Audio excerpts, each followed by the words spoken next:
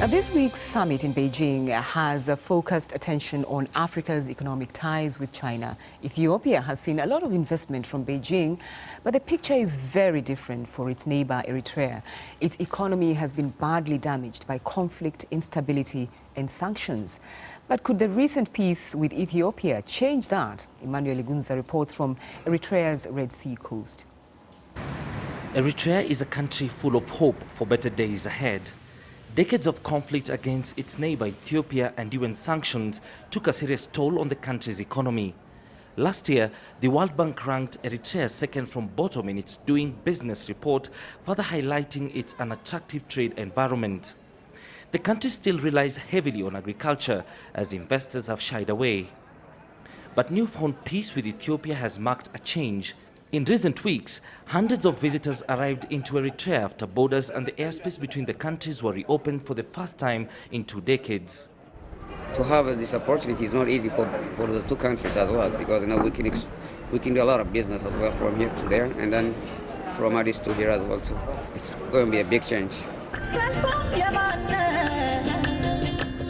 Nowhere is the decline of the last few decades more evident than in the port city of Massawa, a once bustling commercial hub on the Red Sea.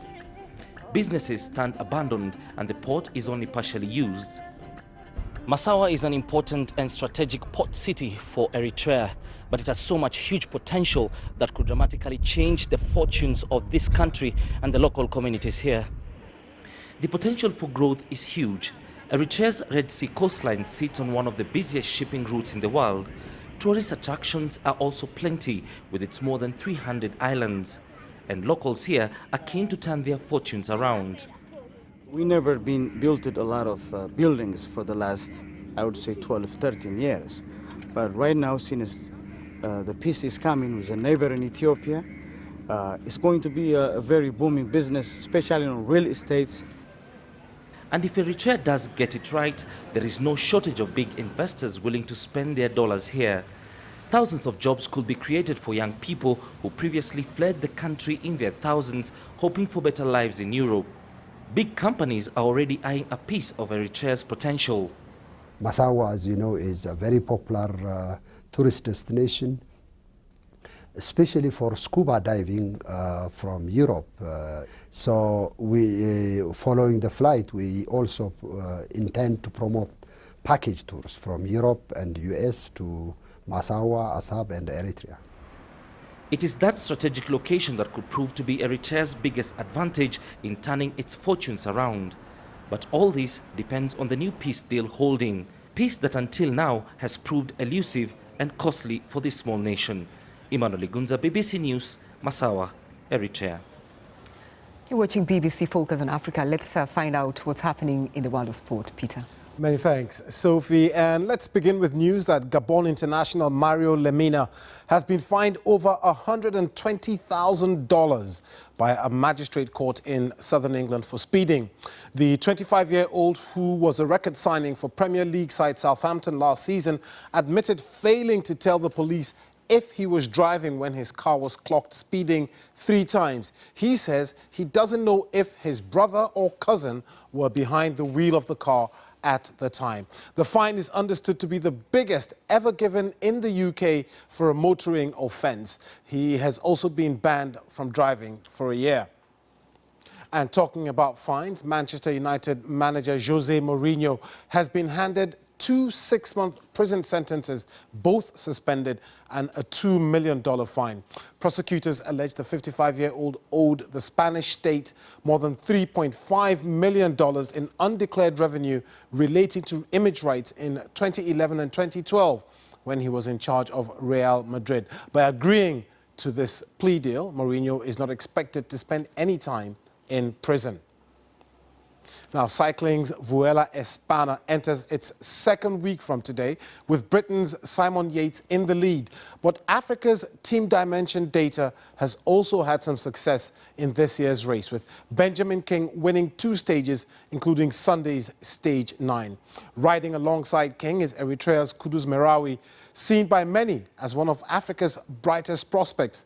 The BBC's Isaac Fannin has more. In Eritrea, cycling is an obsession. and has long been a way of life.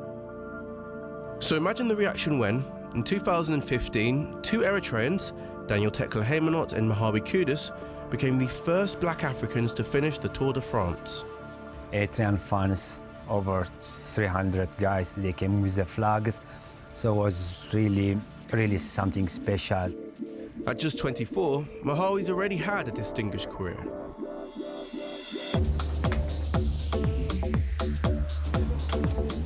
He's featured in all three of these so-called Grand Tours, the Tour de France, the Giro d'Italia, and he's currently racing in the Vuelta a España for the 4th time. But to get to this stage has been far from easy. You have to ride in Europe to be professional, because in Europe is the highest level, not in Africa, to adapt the weather and all the technical descent, mountains. So it was not easy to be professional. We never been see snow, weather is challenge. But Mahawi's adapted. At last year's Vuelta, he recorded one of his best results, finishing one of the stages in 2nd place, a rare feat for an African cyclist. I always have believed myself I'm already talented, so with the features I can do really good results.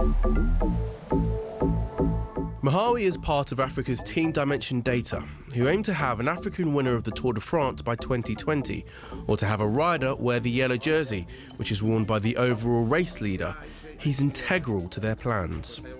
Eritrea hasn't had a rider in the yellow jersey yet, but in 2015, Daniel Tekle-Haymanot wore the polka dot jersey, the reward for picking up the most points in the mountain stages. So how big would it be for Mahawi to one day wear that yellow jersey? I can imagine, because Daniel, when he wore that polka dot jersey for 4 days, when he came here to Asmara, the celebration welcome to him was super massive, like an expectation. We go to the president and we have massive celebration all the way the streets to Asmara. So if I wore that yellow jersey, oh, I can imagine how they're gonna me celebrate in Asmara. You know what? He's good. He's really, really good. Sophie, that's your sports. Thank you, Peter. Thank you. Now, cheerleading is one of the great symbols of American culture, from high school to the big sports leagues like the NFL and NBA. But it's becoming popular now across the world and could even be part of the 2024 Summer Olympics. Now, this cheerleading team from Lagos in Nigeria told us why they love it.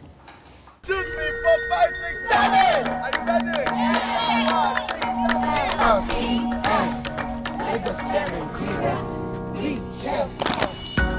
Cheerleading is not just a sport, it is a way of life.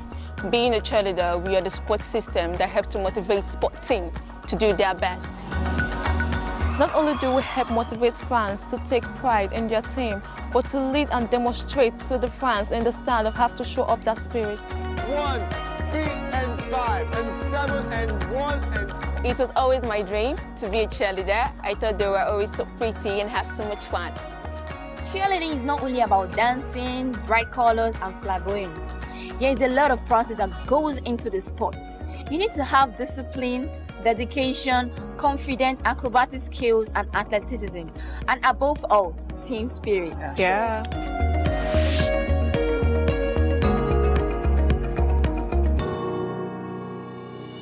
I love my team because we're a family, we care for each other. Like whenever we're striking a stunt, we do it together.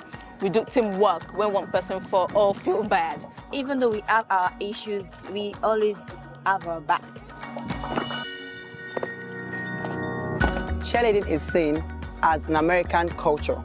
It is now gaining popularity in Africa and also in the world. There's already an annual cheerleading world championship, which we will be part of next year. Yeah.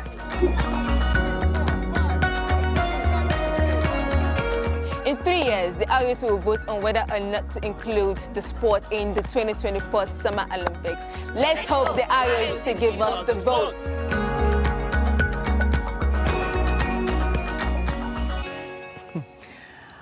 Well, now you know the hard work that's put into cheerleading. Well, don't forget you can get in touch with me and some of the team on Twitter. I'm at @CKenya. That's all from the program, from me and the rest of the Focus on Africa team. Thank you for your company. Bye.